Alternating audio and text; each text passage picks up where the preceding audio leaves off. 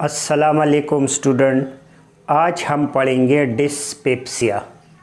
Dyspepsia mean indigestion, जिसको आप उर्दू में बदहज़मी बोल सकते हैं। ये वो कंडीशन है जिसमें खाना पूरे तरह हज़म नहीं होता। ये डाइजेस्टिव सिस्टम की डिज़ीज़ है जिसके बहुत सारे काजेस हैं। हम इसको ऐसे डिफ़ाइन करेंगे कि इनकम्प्लीट डाइजेशन। जब डाइजेशन कंप्लीट ना हो किसी भी एंजाइम की कमी की वजह से या किसी दूसरे डिजीज़ की वजह से, तो उस कंडीशन को हम बदहज़मी, डिस्पेप्सिया या इनडाइजेशन कहेंगे। क्या क्या काजेस है इसके लिए, क्या वजूहात है? तो एक तो ये है कि ईटिंग टू मच, हम बहुत ज़्यादा खाना खाएं और स्टमक को ओवरफिल करें, तो स्टमक के लिए फिर ग्राइंडिंग, चर्निंग और डाइजेशन मुश्किल हो जाता है। तो बहुत ज़्यादा खाना खाना भी एक रीज़न है डिस्पेप्सिया का। Secondly, eating too much fast, हम बहुत ज़्यादा तेज़ खाना खाएं, जल्दी जल्दी खाना खाएं, तो उससे क्या होता है, एक तो हम खाना सही से चबा के नहीं खाते। फिर हम क्या करते हैं कि दांतों का काम आंतों से लेते हैं। आपने सुना होगा कि दांतों का काम आंतों से नहीं लेना, उसका यही मतलब है कि सही से चबा के रखना। खाने को तकरीबन 32 दफ़ा चबाना पड़ता है एक निवाले को, फिर आपने इंजेस्ट करना होता है। हम क्या करते हैं, हम जल्दी जल्दी पूरा खाना खा जाते हैं, ओवरफिल करते हैं, तो फिर स्टमक को प्रॉब्लम होता है और इसमें गैस भी अंदर चला जाता है। आप जब जल्दी जल्दी हड़प के खाना खाते हो तो उसमें गैस भी अंदर चला जाता है। ऑयली एंड स्पाइसी फूड, मसालों से भरा और बहुत ज़्यादा तेल में मुर्गन एज़ाए खाने से भी डिस्पेप्सिया होती है। इमोशनल कंडीशन कुछ है, जैसे डिप्रेशन है। कैफ़ीन और अल्कोहल, बहुत ज़्यादा कैफ़ीन अगर आप इंजेस्ट करते हो, ड्रिंक करते हो, जैसे ब्लैक टी में कैफ़ीन है, आप बहुत ज़्यादा लेते हो तो उससे इंडाइजेशन हो सकता है। शराब वगैरह अल्कोहल पीते हो। गाल स्टोन, लीवर के बहुत सारे डिजीज़ और पेंक्रियास के डिजीज़ का असर भी स्टमक पे होता है।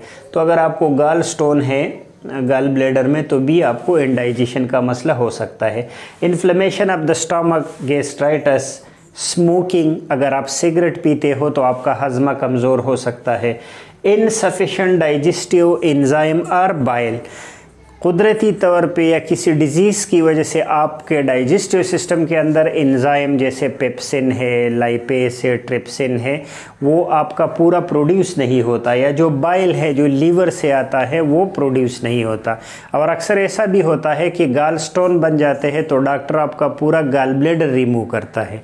तो फिर जब आप फैटी ऑयली चीज़ें खाते हो तो आप डाइजेस्ट नहीं कर पाते। स्टमक डिजीज़, अदर कोई स्टमक डिजीज़ है लाइक कैंसर है तो डाइजेशन मुश्किल है, या एक बैक्टीरिया है हेलिकोबैक्टर पाइलोरी जिससे गैस्ट्रिक अल्सर भी होता है, इसी बैक्टीरिया की वजह से भी आपको इनडाइजेशन का मसला होता है। अब इसके साइन एंड सिम्टम अगर देखें हम कि क्या क्या साइंस है और क्या सिम्टम है, तो पेशेंट को हार्ट बर्न होता है, नाजिया, वोमिटिंग, फ्लैचुलेंस और ब्लोटिंग। नाजिया और वोमिटिंग पार्टिकुलरली जब वो मॉर्निंग के टाइम उठता है तो उसको क़े और मतली आना शुरू हो जाता है। उसको हार्ट बर्न यानी अपर एपिगैस्ट्रियम में पेन होगा। ब्लोटिंग, स्टमक का फूल जाना, उसको लगता है कि उसकी जो पेट है उसके अंदर वो फूल चुका है, या फ्लैचुलेंस की वजह से गैस से अंदर या फिल रहता है, हर वक्त इसको महसूस होता है कि मेरा स्टमक फुल है।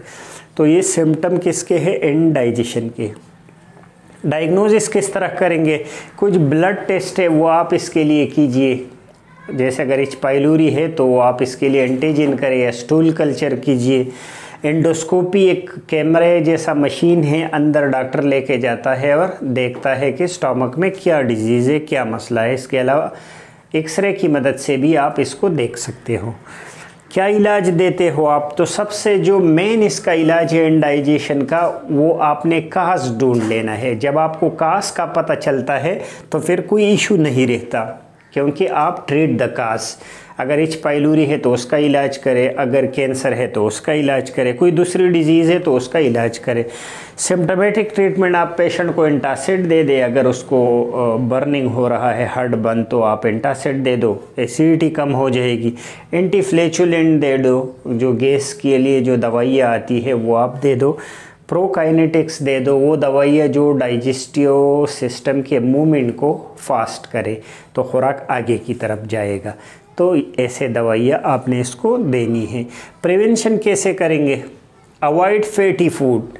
एक तो आपने फैटी स्पाइसी वो फूड नहीं खाना, बहुत कम खुराक खाना है, क्योंकि ऐसा है कि आपने अपने स्टमक को 3 हिस्सों में डिवाइड करना है, एक हवा के लिए, एक खुराक के लिए और एक पानी के लिए। तो आपने तीसरा हिस्सा फिल करना है। हम क्या करते हैं, हम फुल करते हैं खुराक से, तो फिर जब सांस लेते हैं तो जगह नहीं होती। सांस अगरचे फेफड़ों में जाता है, लेकिन फेफड़े जब इनहेल हम करते हैं तो आपका जो प्रेशर है वो एब्डामिन पे पड़ जाता है, तो फिर हम नहीं इनहेल कर पाते अगर हमने बहुत ज़्यादा ईटिंग की हो। आप कम से कम खुराक को सोने से 3 घंटे पहले खाएं। ऐसा कभी न करें कि आपने खुराक खाया और जाके सो गए, ये इंडाइजेशन के लिए एक काज है। अपने स्ट्रेस को ओवरकम करने के तरीक़े सीखो, स्ट्रेस में ना रहो, डिप्रेशन को ट्रीट करो। ओबेसिटी अगर है, आप बहुत बड़े हो तो आपको गाल स्टोन और बहुत सारे डिजीज़ के प्रॉब्लम है जिससे इंडाइजेशन हो सकता है। रेगुलर एक्सरसाइज करो। यूज़ डाइटरी फाइबर्स, वो खुराक जिसके अंदर फाइबर्स है जैसे फ्रूट और वेजिटेबल, उसका इस्तेमाल ज़्यादा करो और गोश्त का कम करो। अवॉइड इरिटेटिव मेडिसिन, जो आपके डाइजेस्टिव सिस्टम को इरिटेट करता है, जैसे एस्प्रिन है, तो ऐसे दवाइयों को अवॉइड करें, ना लें। कॉम्प्लिकेशन क्या हो सकता है अगर आप इलाज न करें तो? नंबर 1 पेप्टिक अल्सर आपको हो सकती है, और साइकोलॉजिकल प्रॉब्लम, दिमागी मसले हो सकते हैं। इनीमिया और जनरलाइज वीकनेस होगा, क्योंकि आपके हाजमा सही नहीं, जब खुराक हज़म नहीं होता तो एब्जॉर्प्शन नहीं होगी, जब एब्जॉर्प्शन नहीं होगी तो फिर आपके एटीपीज़ नहीं बनेंगे और आपका ब्लड नहीं बनेगा और जनरलाइज आप वीक रहोगे। तो हमने आज इंडाइजेशन पढ़ा, जिसको आप सिंपली क्या कह सकते हो, डिस्पेप्सिया या इंडाइजेशन या बदहज़मी। काजेस हमने पढ़े जिसमें ज़्यादातर काजेस हमारे ईटिंग हैबिट से रिलेटेड थे, कि हम या तो स्पाइसी फूड लेते हैं या बहुत ज़्यादा खाते हैं, या कैफ़ीन बहुत लेते हैं, या अल्कोहल लेते हैं, या खाना खा के सो जाते हैं। तो ये सारे चीज़ें आपने अवॉइड करनी है। इसके अलावा कुछ और भी डिजीज़ इसके लिए है, जैसे लीवर पेंक्रियास के डिजीज़ या स्टमक के अपने कुछ डिजीज़ जैसे कि कैंसर है, इसके लिए वो काज है। एच पाइलोरी एक बैक्टीरिया है, वो भी है।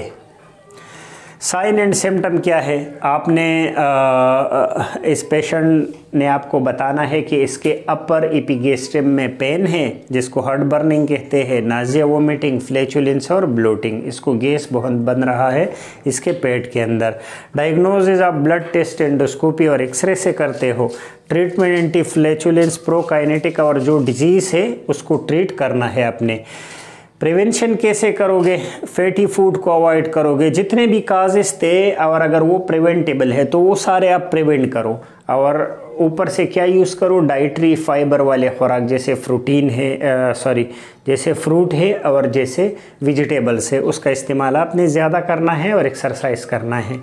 कॉम्प्लिकेशन इसका पेप्टिक अल्सर, साइकोलॉजिकल प्रॉब्लम और जनरलाइज वीकनेस है। होप आपको ये लेक्चर समझ आ गया होगा। नेक्स्ट लेक्चर तक इजाज़त दीजिए। अल्लाह हाफ़िज़।